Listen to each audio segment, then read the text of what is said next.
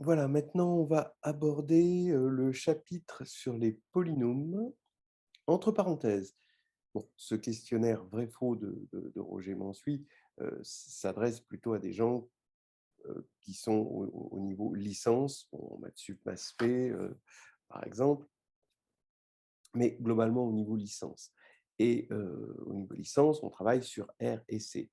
Là, je me repose sur, évidemment sur ce cahier de vacances de Roger Mansuy, mais je m'adresse plutôt à des gens qui sont en train de démarrer une première année d'agrégation interne, de préparation à l'agrégation interne.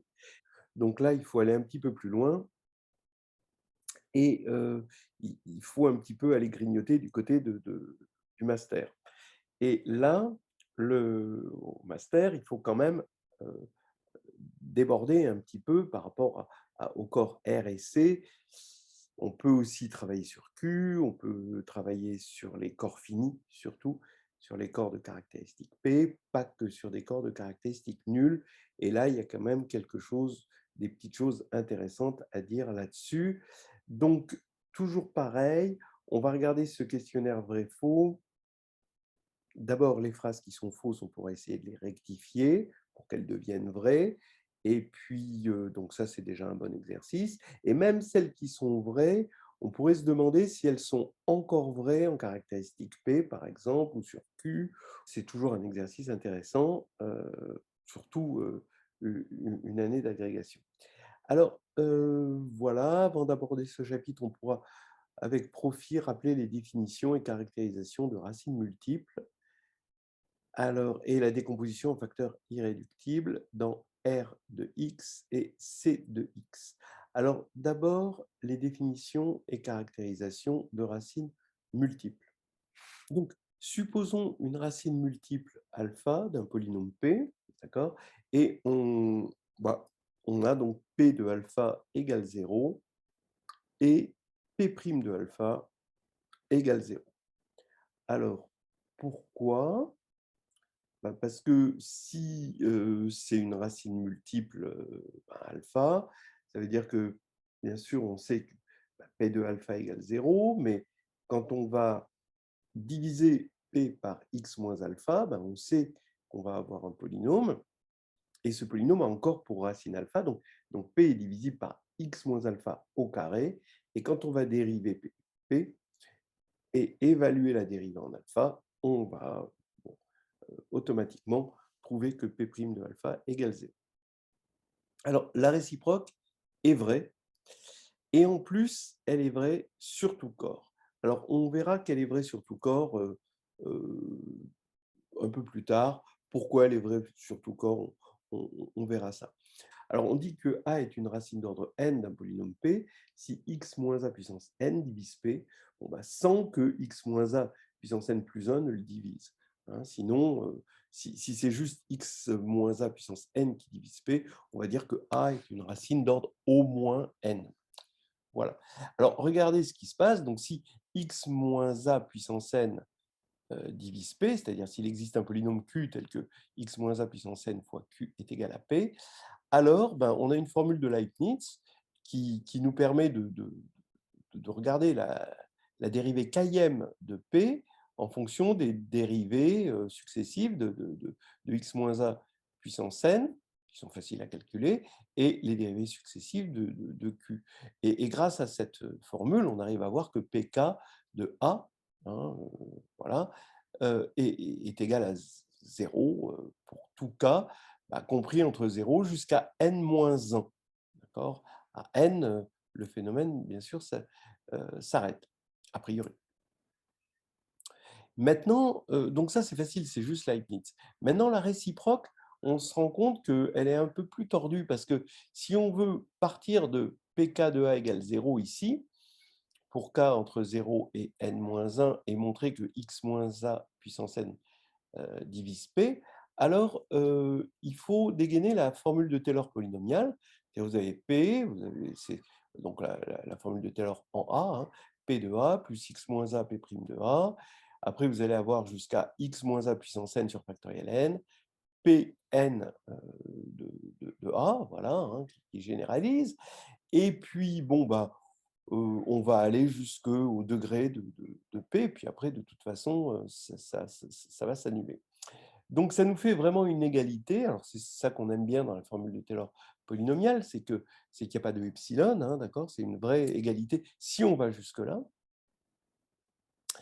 Et si on va jusqu'à n, eh ben, on peut, juste dire qu'on a un polynôme Q ici et qu'on peut mettre en facteur ce x moins a puissance n sur factoriel n ici, fois un polynôme, ici, Q, qui est de degrés qu'on peut contrôler. Et donc, vous voyez qu'à partir du moment où P k de A va être égal à 0 pour k entre 0 et n-1, ben, le premier terme s'annule, le deuxième terme s'annule, jusqu'au nème terme qui est pas écrit là. C'est parce que ça, c'est le n plus unième terme, d'accord? Et donc, on voit, comme tous ces termes s'annulent, que x moins a puissance n divise p. Voilà. Et donc, on a la réciproque. Mais il faut faire attention, ça c'est valable en caractéristique nulle, parce que si on était en caractéristique P, ben, on serait en train de dire des bêtises, parce qu'on on diviserait par P. Voilà. Et ça, on n'a pas le droit de diviser par P, parce que P c'est 0, et le grand tabou mathématique, c'est de diviser par 0. Mais attention, hein, juste la racine multiple, surtout corps, la réciproque est vraie. Alors, on peut le voir parce qu'il n'y a pas de caractéristique 1, en quelque sorte, mais on le verra autrement. Donc, la caractéristique, c'est un nombre premier, donc ça commence par 2. Les problèmes vont commencer après. Mais pour l'instant, tant qu'on regarde P de alpha et P' de alpha égale 0, là, on va avoir une bonne réciproque. Voilà, on le verra tout à l'heure, une preuve qui est convaincante. Alors maintenant, on va parler de la décomposition en facteurs irréductibles dans R de x et C de x. Voilà, alors en ce qui concerne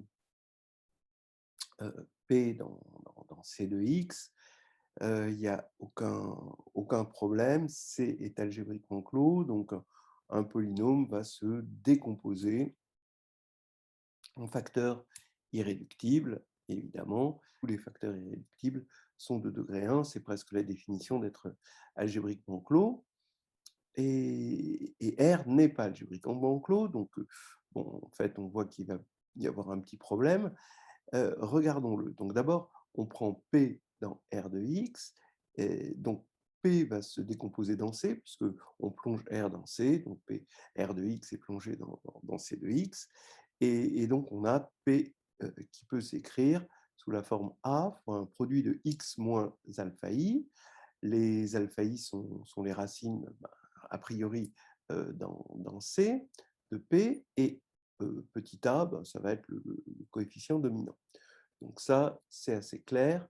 Et le coefficient dominant, il est dans R, donc ça ne pose pas de problème. Alors maintenant, il y a deux choses l'une, soit alpha i est dans R, soit il n'est pas. Bon, s'il est dans R, il n'y a pas de problème, c'est-à-dire on divise P par x moins alpha i, et le quotient va être encore sur R. Ça, c'est une propriété des corps, hein, voilà, dont on va voir tout à l'heure que ce n'est pas partagé avec les anneaux, hein, avec les entiers, par exemple. Mais ici, alpha i, s'il n'appartient pas à R, alors dans ce cas-là, on voit qu'il y a une deuxième racine gratuite. Finalement, ce n'est pas de chance, mais on a de la chance dans notre malheur, c'est qu'il y a une deuxième racine gratuite, c'est alpha i bar. Donc le bar complexe, hein, donc le morphisme bar, qui va être également une racine de P. Pourquoi? Parce que si P de alpha i égale 0, et alors P de alpha i, le tout bar, est égal à 0 aussi, c'est 0 bar, ça fait 0, et P de alpha i bar, c'est en quelque sorte P bar de alpha i bar. D'accord? Ou P bar, c'est le polynôme, mais on a remplacé les coefficients par l'image de ces mêmes coefficients par bar. Mais comme ils sont tous réels, voilà, P bar, c'est P. Hein, d'accord? Parce que c'est même une caractérisation des réels dans C, c'est qu'ils sont bar invariants. Donc, on a donc P de alpha i bar, et donc P de alpha i bar est égal à 0. Voilà. Donc, maintenant, qu'est-ce qu'on va avoir? Ben, on va pouvoir regrouper, hein, dans P, x moins alpha i et x moins alpha i bar. Voilà, donc ça c'est bien. On est toujours dans le cas où alpha i n'est pas dans R, parce que quand il est dans R, il y a pas de problème. Et avec x moins alpha i et x moins alpha i bar, ben, globalement, ils se complètent, hein, en quelque sorte, pour former un polynôme réel. A priori, les deux, chacun d'entre eux n'est pas réel. A priori, quand on va les multiplier, ça va nous faire un polynôme réel. Alors, calculons ce polynôme réel. Ça, c'est quelque chose à bien photographier. Ça fait x2 moins 2 parties réelles de alpha i x plus module de alpha i carré. Hein, d'accord, vous développez ça. Et là, vous voyez bien qu'on a un réel, et ici, on a un réel, puisque c'est un module au carré. Bien. Par exemple, si alpha i, il est de la forme exponentielle de i θ, hein, d'accord, donc ici, on va avoir le moins 2 cosinus θ, et ici, on va avoir 1, tout simplement. Et là, c'est une formule encore plus remarquable qu'on trouve assez souvent dans les polynômes sur C. Alors maintenant, on va pouvoir regarder P dans sa décomposition. Il va y avoir petit a, il va y avoir les facteurs x moins alpha i avec alpha i réel, et puis il va y avoir les facteurs qu'on va regrouper. Alors, je vais prendre un des deux qui va être un représentant des deux, c'est celui qui va avoir la partie imaginaire strictement positive, hein, d'accord? Il y en a un qui va avoir une partie imaginaire strictement négative et l'autre strictement positive, puisque alpha i n'est pas dans R, et donc on va prendre le produit de ces choses-là. Voilà. Ici, j'ai oublié de mettre le carré, donc faut que je... Voilà, bon, pensez à le mettre. C'est une typo, ça arrive. Vous pouvez vérifier d'ailleurs que ici, vous avez un polynôme de degré 2, mais à discriminant négatif. Quand vous allez calculer le discriminant, vous allez avoir 4 facteurs de la partie réelle de alpha i au carré moins, donc le 4 est un facteur de tout, hein, moins alpha i carré, ici, parce que j'ai oublié de mettre un carré. Et donc, évidemment, par exemple, par l'inégalité triangulaire, on peut voir que le discriminant est négatif. Et ce qui est normal un petit peu, hein, puisque ces racines sont des racines qui ne sont pas réelles. Donc, vous pouvez remarquer que, alors c'était facile de remarquer que x moins alpha i est un polynôme irréductible, évidemment, quand alpha i est réel, c'est un polynôme irréductible réel. X2 moins 2 parties réelles de alpha i x plus module de alpha i carré est aussi un polynôme de degré 2, là cette fois-ci irréductible. Pourquoi? Parce que s'il se réduisait, il se réduirait en polynôme de degré 1, donc il aurait des racines réelles, donc il est irréductible, attention, hein, sur R, je précise. Donc ça, c'est irréductible sur R. Et donc, ça va faire que on voit que réciproquement, hein, tous les polynômes irréductibles sur R sont soit de degré 1, soit de degré 2, avec delta négatif. Puisque, à partir du moment où il est irréductible sur R, eh ben, P va être égal à un de ces facteurs, un seul de ces facteurs. Donc, il est soit de cette forme-là, soit de cette forme-là. Donc, on a la réciproque. Pour ce qui est de, si on remplace R par C, alors on n'a que des polynômes de degré 1 irréductibles, mais si on remplace R par Q, alors les polynômes peuvent être de degré quelconque, les polynômes irréductibles sur Q peuvent, eux, être de degré quelconque. Hein, voilà. Vous allez, par exemple, avoir x4 plus 1, hein, voilà, qui va être un polynôme qui lui, se réduit sur R, évidemment, hein, puisqu'il se réduit en produit de deux polynômes irréductibles de degré 2, mais sur Q, il ne se réduit pas. Et on peut avoir ça dans tous les degrés. Voilà. Pareil, pour Z sur PZ, c'est exactement la même chose. C'est bon à savoir. Voilà. Donc déjà, ça, c'est dit et puis on va repartir sur le test vrai-faux. Alors le voilà, je vous laisse, le faire par vous-même, hein. Faites un arrêt sur image et puis vous le faites tranquillement. Bien, on va corriger maintenant. Pour tout P, Q de R de X, tel que le degré de P est différent du degré de Q, alors le degré de P plus Q est égal à max de degré de P et degré de Q. Bon, bah, ça, oui, c'est un grand classique. C'est valable sur n'importe quel corps. Il faut faire attention que quand les degrés sont égaux, ben, ici, on se met à avoir une inégalité, au sens large, évidemment. Prenez P et moins P, voilà. Vous verrez tout de suite un problème. Alors, bon, pour tout P dans R de X, degré de moins P est égal à moins degré de P. Bon, bah non, évidemment, parce que le degré, voilà, c'est positif, sauf quand c'est moins l'infini, juste pour 0. Donc ça risque pas de marcher. Pensez surtout que le degré, finalement, il se comporte un petit peu comme un logarithme, puisque le degré de P fois Q, c'est le degré de P plus le degré de Q. Il a ce comportement logarithmique, et là, intuitivement, il ne faut pas tomber dans le panneau. Ça, c'est un logarithme, il ne fait pas ce genre de choses. Ça, c'est faux. Un polynôme constant est de degré nul. Alors, on aurait envie de dire vrai, sauf que le polynôme nul, il est constant et il est de degré moins l'infini. C'est pour justement faire marcher toutes ces choses-là. Donc, je mets faux, mais c'était presque vrai. Bon, alors tout ça, on peut être sur n'importe quel corps, hein. Le reste, dans la division entre deux polynômes à coefficient entier, est un coefficient entier. Bon, ben là, non. Euh, Ça, non. Il se trouve qu'on a une division euclidienne. On dit que k de x, parce que je parle de k, c'est pas pour sortir de R et de C, k est un corps. Si k est un corps, k de x est euclidien. Donc, ça veut dire qu'il va y avoir un reste, et ce reste reste bien dans le corps. En revanche, un anneau, si A est un anneau, A de x n'est en général pas euclidien. On a même un théorème qui dit que A de x est un anneau principal si et seulement si A est un corps. Et dans ce cas-là, c'est un anneau euclidien.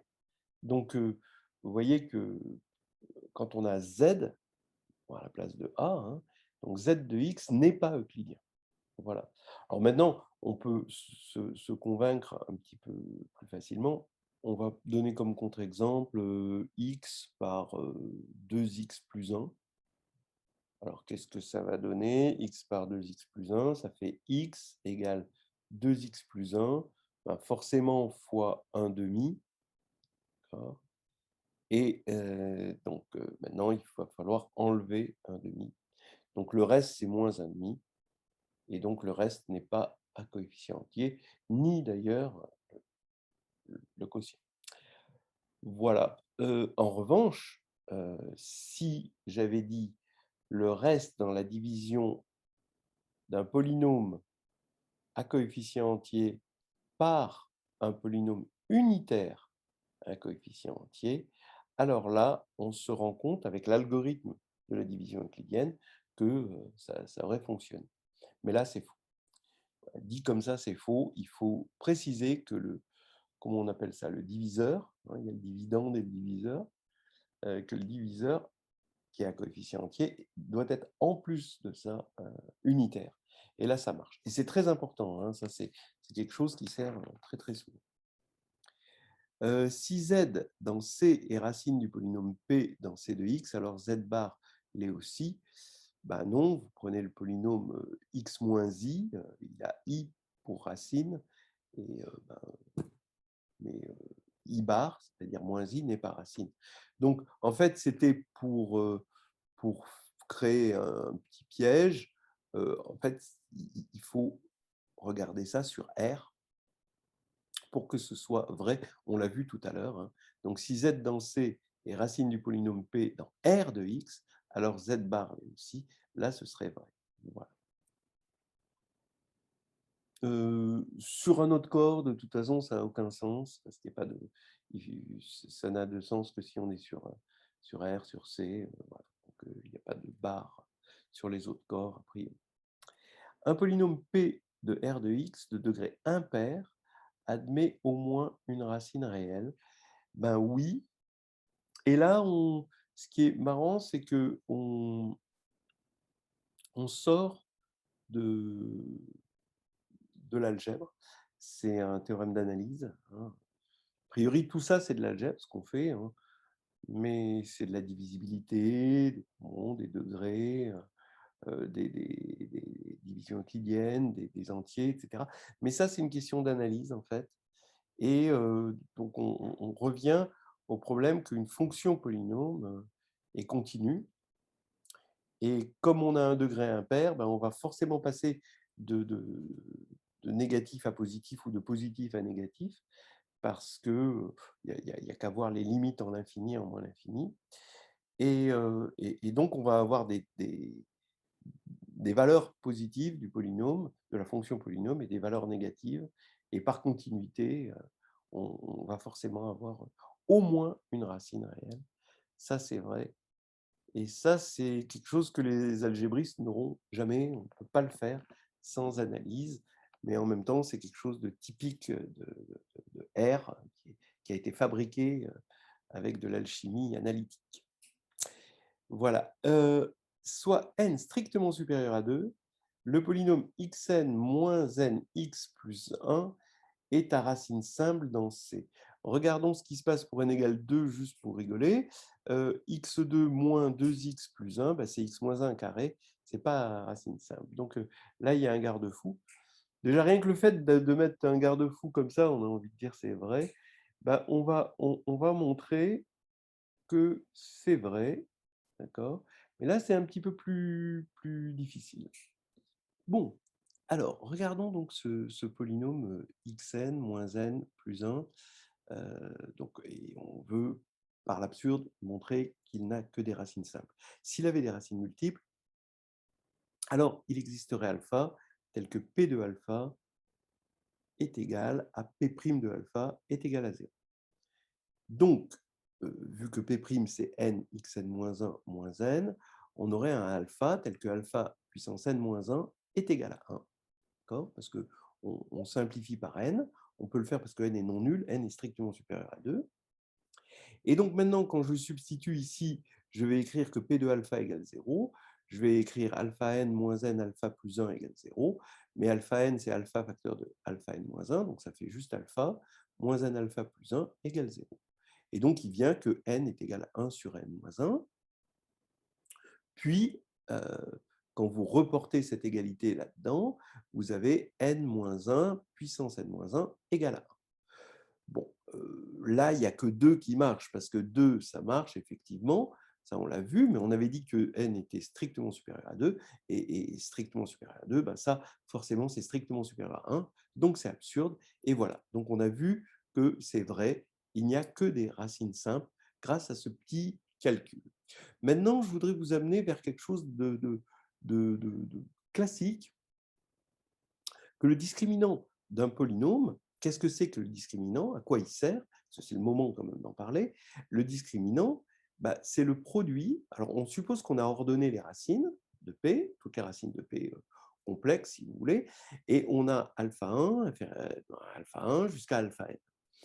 Et donc, le discriminant, c'est le produit des alpha i moins alpha j au carré.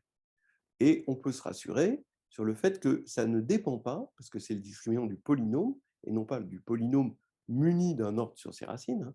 Donc c'est le discriminant d'un polynôme, et ça ne dépend, hein, que des racines, et non pas de l'ordre qu'on a mis dessus. C'est-à-dire que si vous échangez, par exemple, alpha i et alpha j, eh ben, avec le carré, on voit qu'on ne le verra pas, hein, d'accord, que vous l'avez échangé. Donc ça ne dépend pas de l'ordre qu'on a mis sur les racines, hein, puisque toutes les permutations possibles des racines peuvent se faire avec des petits échanges comme ça élémentaires. Alors maintenant, un grand classique que j'aime bien, c'est de calculer le discriminant de xn plus px plus q. Ça vaut le coup de regarder ça. Et en fait, ce discriminant, il est égal à moins 1 puissance n facteur de n moins 1 sur 2, facteur de n puissance n, qn moins 1, moins 1 puissance n moins 1 puissance n moins 1, pn. Voilà. Alors, je vous propose une petite preuve. Vous avez parmi ces classiques le cas n égale 2, bien sûr, où vous allez retrouver pour n égale 2, là, ici vous allez avoir un moins, là vous allez avoir 4q et moins B2, P2, disons. Donc ici, effectivement, ça va faire, avec le moins devant, B2 moins 4Q, c'est bien le discriminant tel qu'on le connaît. Maintenant, pour P égale 3, vous avez un autre classique, hein, donc ici, vous allez avoir un moins, parce que pour 3, vous allez avoir 3 qui va survivre ici, et la 2 sur 2 qui va disparaître, donc moins 1 puissance 3, vous avez un moins, et vous allez avoir 27Q2 plus 4P3. Donc 4P3 plus 27Q2 avec un moins devant. Voilà. C'est le discriminant de ce polynôme. Alors ce qui est intéressant, c'est qu'on peut toujours, avec un petit changement de variable inoffensif, quand on a un polynôme de degré 3, se ramener à un polynôme comme ceci, hein, quitte à faire un petit changement de variable de la forme y égale x moins petit a. Voilà. Alors maintenant, on va montrer ça. Comme P est unitaire, voilà, P est égal au produit des x moins alpha i, voilà, des racines avec un 1 devant, puisque c'est unitaire. Et on commence par l'identité P' sur P égale somme de 1 sur x moins alpha i. Il faut bien la photographier, cette identité. C'est juste celle-ci où on a pris la dérivée logarithmique.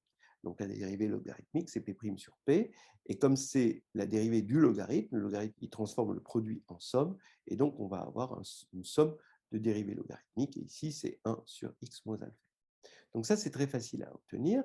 Et maintenant, je vais multiplier par P. Je vais remplacer par P par le produit des x moins alpha i. Ça va faire que P', c'est la somme des produits de x moins alpha k avec k différent de i. Maintenant, je vais évaluer P' en alpha j et je vais avoir alpha j moins alpha k. Bon, là, j'ai remis i. Voilà, alpha j moins alpha i, donc avec i différent de j. Tous les autres termes s'annulent. Voilà, il va rester qu'un seul terme qui va survivre. Voilà. Donc ça, on va le garder de côté. Et maintenant, on va prendre D2P, on va reprendre la définition. Et là, je vais faire un petit changement. Bon, c'est juste un changement de signe, hein, c'est inoffensif. Mais si vous prenez alpha 1, vous prenez là ici alpha 1 moins alpha j, vous allez avoir, si vous voulez vous ramener, au lieu de prendre i différent de i strictement inférieur à j, vous voulez i différent de j, avec tous les ij, d'accord? Mais cette fois-ci, alpha j moins alpha i. Donc vous allez retrouver alpha j moins alpha i, facteur de alpha i moins alpha j, d'accord? Ce qui va faire alpha i moins alpha j au signe près. Et donc, pour tout i, vous allez regarder les j qui sont plus grands que i, il va y en avoir n moins i. Et donc, vous allez devoir accumuler, hein, des changements de signe pour passer de là à là. Donc, on va avoir en puissance une série arithmétique et qui va nous donner n-1 sur 2 ici. Bon. Et comme ça, on va retrouver un produit là. Et maintenant, je regarde pour J donné. Ben, pour J fixé, je vais avoir un produit de alpha J moins alpha I, où I est différent de J, mais ça, c'est P' de alpha J. Donc maintenant, je peux dire que c'est le produit indice J, pour J égale 1 à n, si vous voulez, de P' de alpha J. Voilà.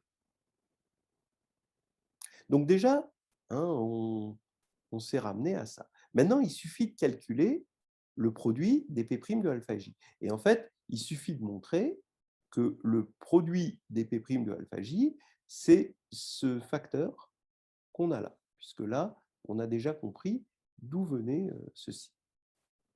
Alors ici, pour montrer ça, bah, déjà, je vais calculer P' de alpha J. Alors regardez, là, il y a une jolie astuce. P' de alpha J, c'est N alpha J puissance N-1 plus P. Bah oui, d'accord, puisque quand vous dérivez ce polynôme, vous avez N x N-1 plus P. Donc vous évaluez ça en alpha J.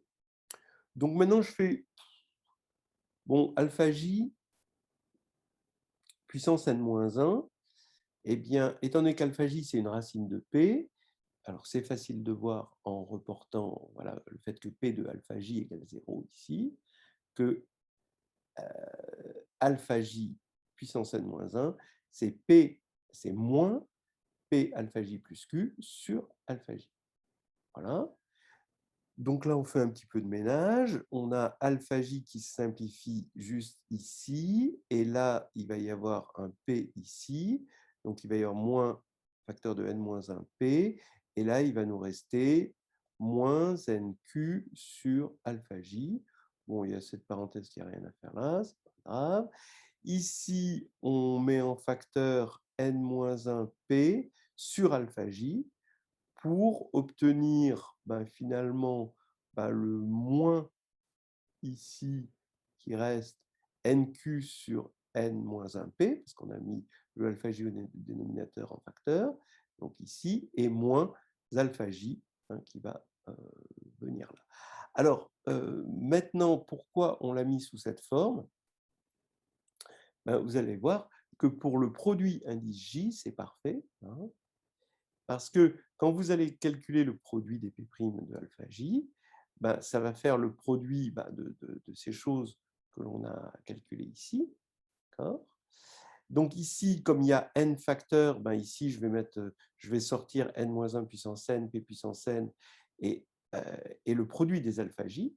Mais le produit des alpha J, c'est moins 1 puissance n q d'après les relations coefficients racines. Vu qu'on a un polynôme, il est où le polynôme? Il est là, il est unitaire, et donc on a moins 1 puissance n q sur 1. Donc ici, c'est ça le produit des alpha J. Donc on a ça. Maintenant, donc on a sorti ça du produit. Maintenant, on a le produit. Et ici, voilà. Et ici, on va avoir le produit de ça, de ce truc-là, moins alpha J. Donc ça, c'est toujours le même élément, moins alpha J. Mais on va ressortir le fait que P est égal au produit des X moins alpha I. On remplace I par J ici. Et donc, quand on évalue en moins NQ sur N-1P, on va avoir exactement ça. Donc, le produit ici, pour tous les J de 1 à N, d'après cette formule, ça va nous donner P de moins NQ sur N-1P. Voilà, c'est assez joli. Donc ici, on a dit qu'on avait ça, et ici, on va avoir, maintenant, je sais que P, c'est Xn plus Px plus Q, et donc je vais avoir moins 1 puissance n, donc à cause du moins ici, là, ce truc-là, puissance n, et puis, voilà, je vous laisse vérifier, et puis après, on redistribue, il n'y a rien de très intéressant, et on retrouve bien ce qu'on voulait. Bon, on a fait un long détour, mais c'était des choses assez intéressantes. Donc, on revient de ce long voyage dont on était parti à partir de cette question-là. On continue. Alors maintenant, on attaque cette question. Un complexe Z est une racine multiple du polynôme P si et seulement si P' de Z égale 0. C'est méchant. C'est faux. Pourquoi c'est faux? Parce qu'il faut aussi que P de Z soit égal à 0, évidemment. Donc, c'est P de Z égale 0 et P' de Z égale 0. Ici, attention. Mais, d'une part, on corrige, ce serait vrai si on avait P de Z égale 0, et ce serait vrai sur tout corps. C'est ça qui est important. Alors, maintenant, les racines du polynôme x 2n moins 1 sont simples. Là, c'est facile parce qu'on va se servir du critère de tout à l'heure. Alors, donc on veut avoir alpha puissance 2n moins 1 égale 0 et la dérivée, ce qui s'annule dans alpha, c'est-à-dire alpha puissance 2n moins 1, voilà, 2n alpha puissance 2n moins 1 égale 0. Donc, on suppose qu'on est sur R et C, donc en caractéristique nulle. Donc, ça nous fait alpha 2n moins 1 égale 0, ça fait alpha égale 0. Mais 0 n'est pas racine du polynôme. Il est racine du polynôme dérivé, mais pas de ce polynôme. Donc, finalement, ça veut dire qu'il est absurde de penser qu'elle ne serait pas simple. Voilà. En gros, hein, c'est un peu tordu, mais c'est comme ça. Et donc, les racines du polynôme x2n-1 sont simples. Et ce n'est pas le 2, je pense qu'il y avait un piège à nous faire penser, on a mis un 2, si ça avait été n, ce serait simple, mais là, il y a un 2. Donc, c'est quand même vrai. Voilà. Mais attention, en caractéristique P, comme la dérivée, c'est 2n x puissance 2n moins 1, et ben, la dérivée peut s'annuler à cause de ce 2n. Parce que si p, petit p, hein, divise 2n, et ben, là, ça va s'annuler. Voilà. Toujours pareil, hein, on essaye de regarder ça dans une vision de master. Ensuite, le polynôme x2 plus x plus 1 est irréductible dans R de x. Ben, oui, on prend le discriminant et il est négatif, d'accord, parce que c'est 1 moins 4, et donc ça fait moins 3. Il est négatif, donc, alors comment, attention le raisonnement, hein, si il était réductible, alors il se réduirait en facteur de degré 1, parce qu'il est de degré 2. Donc forcément, ce serait 2 facteurs de degré 1. Et 2 facteurs de degré 1, ça voudrait dire qu'il aurait des racines. Parce qu'à chaque fois qu'on a un facteur de degré 1, on a une racine. Or, il n'a pas de racine parce que le discriminant est négatif. Voilà le raisonnement. Maintenant, on peut pousser et puis se poser la question, si on est sur un corps quelconque, eh ben, on a toujours le discriminant, la formule de la décomposition canonique, hein, du trinôme marche encore, et donc on aurait, il faudrait que moins 3, mais alors sur un corps quelconque, il n'y a pas d'ordre, hein, il n'y a pas de négatif, il n'y a pas de positif. Mais par contre, ce qui nous intéresse dans le fait d'être positif, c'est juste d'être un carré, et négatif de ne pas être un carré. Donc en fait, c'est ça le truc, hein, on veut que le discriminant soit un carré. C'est ça en fait ce qu'on veut au départ. Donc en fait, il est irréductible dans K de x, si et seulement si moins 3 n'est pas un carré de K. Voilà en gros la réponse finale. Mais là, c'est vrai.